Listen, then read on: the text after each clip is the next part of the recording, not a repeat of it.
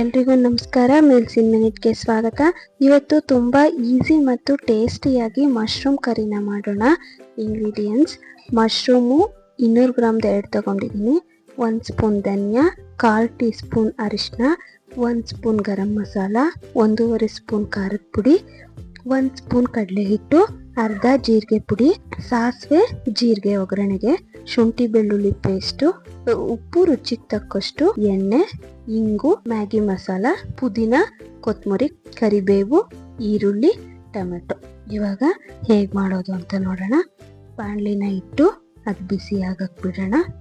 ಬಿಸಿ ಆದಮೇಲೆ ಸ್ವಲ್ಪ ಎಣ್ಣೆ ಹಾಕೋತಾ ಇದ್ದೀನಿ. ಕಾಯಿಲೆ ಅದು ಸ್ವಲ್ಪ ಕಾದ್ಮೇಲೆ ಸಾಸಿವೆ ಹಾಕಿ, ಜೀರಿಗೆ ಹಾಕಿ, ಅದಕ್ಕೆ ಕರಿಬೇವು, ಈರುಳ್ಳಿ ಸೇರಿಸ್ಕೊತಾ ಇದ್ದೀನಿ. ಈರುಳ್ಳಿ ಸ್ವಲ್ಪ ಫ್ರೈ ಆಗಲಿ. ಸ್ವಲ್ಪ ಉಪ್ಪನ್ನು ಸೇರಿಸ್ಕೊತಾ ಇದ್ದೀನಿ. 1.5 ಟೇಬಲ್ ಸ್ಪೂನ್ ಶುಂಠಿ ಬೆಳ್ಳುಳ್ಳಿ ಪೇಸ್ಟ್. ಸ್ವಲ್ಪ ತಿರುಗಿಸಿ ಟೊಮೆಟೊನ ಆ್ಯಡ್ ಮಾಡ್ತಾ ಇದ್ದೀನಿ. ಟೊಮೆಟೊ ಸ್ವಲ್ಪ ಕಂದ್ಲಿ ಬೇಯಕ್ಕೆ ಬಿಡೋಣ. ನೋಡಿ, ಈ ಹದಕ್ಕೆ ಬೆಂದರೆ ಸಾಕು. ಈಗ ಏನು ಮಸಾಲೆ ಇತ್ತು ಆ ಮಸಾಲೆನೆಲ್ಲ ಸೇರಿಸ್ಕೊತಾ ಇದ್ದೀನಿ. ಸ್ವಲ್ಪ ಎಣ್ಣೆ ಬಿಡಲಿ. ನೋಡಿ, ಈ ಥರ ಚೆನ್ನಾಗಿ ಮಿಕ್ಸ್ ಮಾಡಿ ಎಣ್ಣೆ ಬಿಟ್ಮೇಲೆ ಮಶ್ರೂಮ್ ಸೇರಿಸ್ಕೊತಾ ಇದ್ದೀನಿ. ಮಶ್ರೂಮ್ ನೀರು ಬಿಟ್ಬಿಡುತ್ತೆ, ಅದಕ್ಕೋಸ್ಕರ ನಾನು ನೀರನ್ನ ಹಾಕ್ತಾ ಇಲ್ಲ ಇಲ್ಲಿ. ಮಶ್ರೂಮ್ ನೀರು ಬಿಟ್ಕೊಳ್ಳುತ್ತಲ್ಲ, ಅದೇ ಸಾಕಾಗೋಗುತ್ತೆ.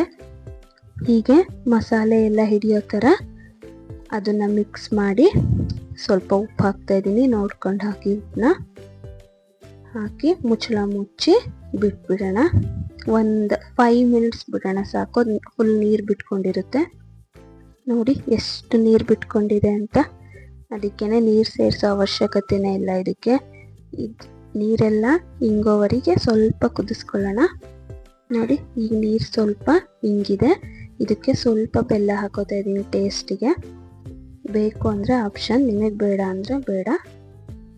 ಹೀಗೆ ಮಿಕ್ಸ್ ಮಾಡಿ 1-2 ನಿಮಿಷ ಬಿಟ್ಟಿದ್ದೆ. ನೋಡಿ, ಎಣ್ಣೆ ಬಿಟ್ಟಿದೆ. ಇವಾಗ ಈಗ ತಿರುಗಿಸ್ಕೊಂಡು ಈ ಹದಕ್ಕೆ ಬಂದರೆ ಸಾಕಾಗುತ್ತೆ. ನೋಡಿ, ನೀರೆಲ್ಲ ಹೋಗಿ ಈ ಹದಕ್ಕೆ ಬಂದಿದೆ. ಇವಾಗ ಕೊತ್ತಂಬರಿ ಮತ್ತು ಪುದೀನನ ಸೇರಿಸ್ಕೊತಾ ಇದ್ದೀನಿ. ಮತ್ತು ಮ್ಯಾಗಿ ಮಸಾಲಾನ ಆ್ಯಡ್ ಮಾಡ್ತಾ ಇದ್ದೀನಿ. ಮ್ಯಾಗಿ ಮಸಾಲಾನ ಆ್ಯಡ್ ಮಾಡೋದ್ರಿಂದ ಟೇಸ್ಟ್ ತುಂಬ ಚೆನ್ನಾಗಿ ಬರುತ್ತೆ. ಒಂದ್ಸಲಿ ಟ್ರೈ ಮಾಡಿ ನೋಡಿ. ಹೀಗೆ 1-2 ನಿಮಿಷ ಬಿಡೋಣ, ಸಾಕಾಗುತ್ತೆ. ನೋಡಿ, ಈಗ ರೆಡಿ ಆಯಿತು. ತುಂಬ ಈಸಿಯಾಗಿ, ಟೇಸ್ಟಿಯಾಗಿ, ತುಂಬ ರುಚಿಯಾಗಿರುತ್ತೆ. ಒಂದ್ಸಲಿ ಟ್ರೈ ಮಾಡಿ ನೋಡಿ. ದೋಸೆ, ಚಪಾತಿ, ಪರೋಟ ಎಲ್ಲದಕ್ಕೂ ಚೆನ್ನಾಗಾಗುತ್ತೆ. ನಾನು ದೋಸೆ ಇಟ್ಟಿತ್ತು, ಹಾಗಾಗಿ ದೋಸೆ ಹಾಕೋತಾ ಇದ್ದೀನಿ. ನೀವು ಚಪಾತಿ ಮಾಡ್ಕೊಳ್ಳಿ, ತುಂಬ ಚೆನ್ನಾಗಾಗುತ್ತೆ. ಇಲ್ಲ ಪರೋಟಗಾದ್ರೂ ಕಾಂಬಿನೇಷನ್ ಚೆನ್ನಾಗಾಗುತ್ತೆ. ನೋಡಿದ್ರಲ್ಲ ಎಷ್ಟು ಈಸಿಯಾಗಿ ಪನ್ನೀರ್ ಕರಿನ ಹೇಗೆ ಮಾಡ್ಕೊಳ್ಳೋದು ಅಂತ. ತುಂಬ ಸುಲಭ, ತುಂಬ ಟೇಸ್ಟಿಯಾಗಿತ್ತು. ಟ್ರಸ್ಟ್ ಮೀ, ಒಂದ್ಸಲಿ ಟ್ರೈ ಮಾಡಿ ನೋಡಿ. ಇದೇ ಥರ ಈಸಿ ಮತ್ತು ಟೇಸ್ಟಿ ರೆಸಿಪೀಸ್ಗೆ ನಮ್ಮ ಚಾನಲ್ನ ಸಬ್ಸ್ಕ್ರೈಬ್ ಮಾಡ್ಕೊಳ್ಳಿ, ಶೇರ್ ಮಾಡಿ. Thank you for watching.